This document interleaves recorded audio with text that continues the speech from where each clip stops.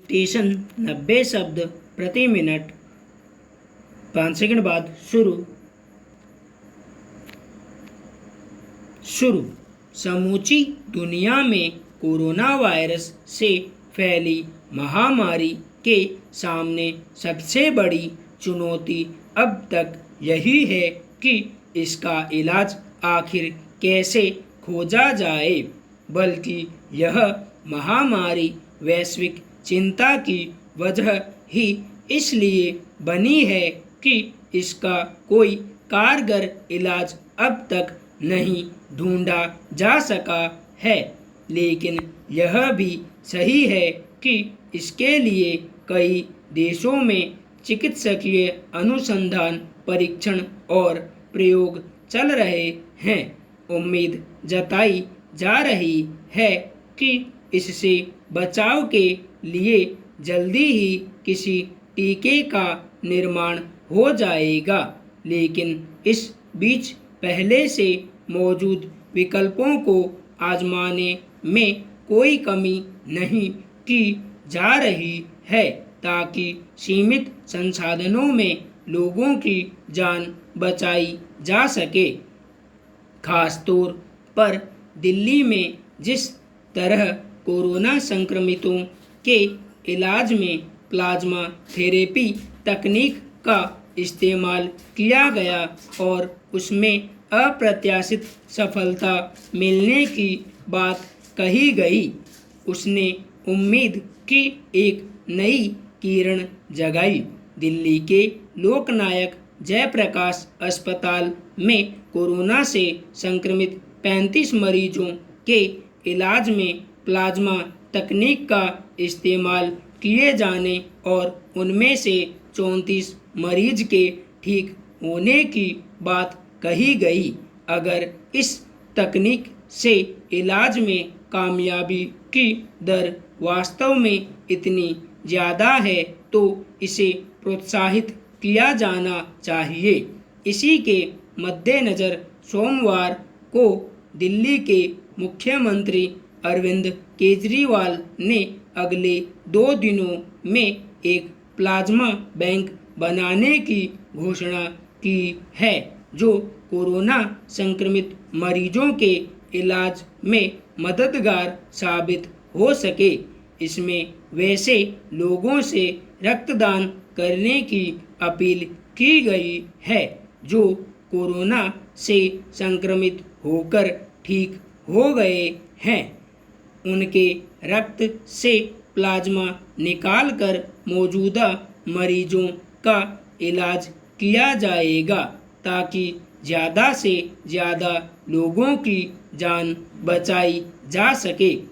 Plasma bank किसी सामान्य रक्त बैंक की तरह ही काम करेंगे, लेकिन जाहिर है उनमें कोरोना संक्रमण से मुक्त होकर ठीक हो गए लोगों के रक्त होंगे। दिल्ली सरकार का कहना है कि उसने प्लाज्मा थेरेपी का ट्रायल किया था जो कामयाब रहा है। उत्साहजनक बात यह थी कि कुछ समय पहले सरकार की अपील पर बिना किसी हिचक के वैसे लोग रक्तदान के लिए आगे आए जो कोरोना संक्रमित होकर ठीक हो चुके थे। लेकिन समस्या यह थी कि तात्कालिक इंतजामों के अलावा सरकार के पास ऐसे रक्त के लिए अलग से बैंक जैसी कोई नियमित व्यवस्था नहीं थी। अब इसके लिए एक बैंक के काम करना शुरू करने के बाद उम्मीद की जानी चाहिए कि इस तकनीक से मरीजों के कारगर इलाज में मदद मिल सकेगी। इससे पहले इबोला, सार्स आदि बीमारियों के इलाज में प्लाज्मा थेरेपी का सहारा लिया गया था।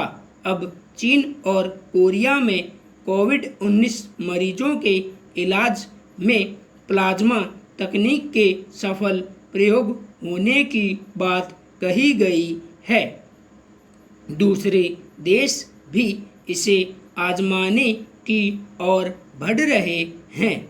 गौरतलब है कि ताज़ा आंकड़ों के मुताबिक दिल्ली में 83,000 से ज़्यादा लोग कोरोना संक्रमित हैं, लेकिन इनमें से करीब 52,500 लोग ठीक हो चुके हैं। यानी अंदाज़ा लगाया जा सकता है कि अगर प्लाज्मा तकनीक के जरिए कोरोना के मरीज पूरी तरह ठीक हो सकते हैं और कोरोना संक्रमण से मुक्त लोग रक्तदान के लिए आगे आए तो इस महामारी से लड़ने में कितनी बड़ी मदद मिल सकती है।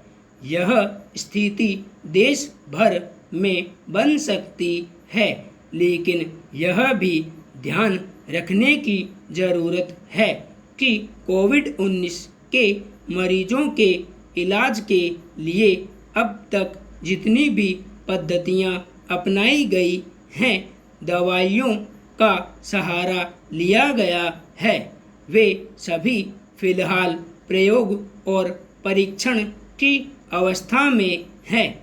परीक्षण और कामयाबी की अपनी जटिलता होती है, इसलिए इस मामले में अपेक्षित सावधानी बरतने की ज़रूरत है। संपूर्ण विराम।